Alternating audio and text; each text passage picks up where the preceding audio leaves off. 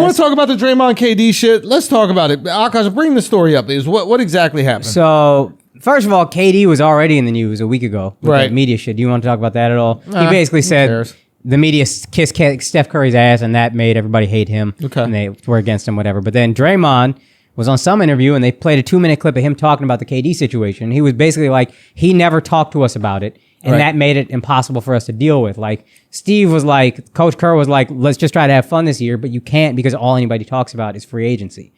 And honestly, it kind of makes sense. Like, I mean, like, it was probably a big distraction. And, you know, if he's saying that that's why they lost, he does have a point. You know, I mean, they did lose to a team, the Toronto Raptors, who, you know, they had no free agency issues. I mean, none at all, right? They didn't have their best player on the team, you know, best not under contract for the next year. And, you know, I mean, they totally didn't have any distraction with what he was going to do. Best player in the league actually leave. I mean, yeah, like, I mean, how could you possibly win? Honestly, how could you win a championship when your best player is not under contract and not talking about where he's going? I don't know. I don't know how it's possible. It's a valid point. Real and especially if you're so, like, you're like an all-time great. You know what I mean? Like, Charles Barkley can't even sit at your table. That's right, because of the rings. You're so good. You're so good, but you cannot do it. And you know what I mean? Yeah, like, he's out in the finals, but you're so good, and you still got Steph. Honestly, the Raptors are so lucky that they didn't have to deal with a situation like that. Because that situation would be crippling. You know what I mean? Like,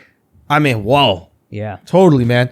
No, Draymond's a genius, bro. Like, and next level self-awareness for real, dude. Yeah. Like, this guy is completely self-aware. Like, he really understands not only his team, but like the other teams he's playing and like what they're dealing with. Yeah, man. That guy's always been self-aware. That's one thing you can say about Draymond. 100%. He knows who he is. He really does. He understands how great he is. He understands the problems they're going through and what the cause and effect is. Yeah. He gets it all. And he understands the real reason why his team lost. Yeah, he gets it. Yeah, 100%. It was definitely the elephant in the room. I think that's what it was, the elephant in the room. It was definitely KD not telling people. That was probably it. Yeah, man. Not him being injured and them not having the best player on their team. Yeah. You know. But whatever. I mean, it is what it is.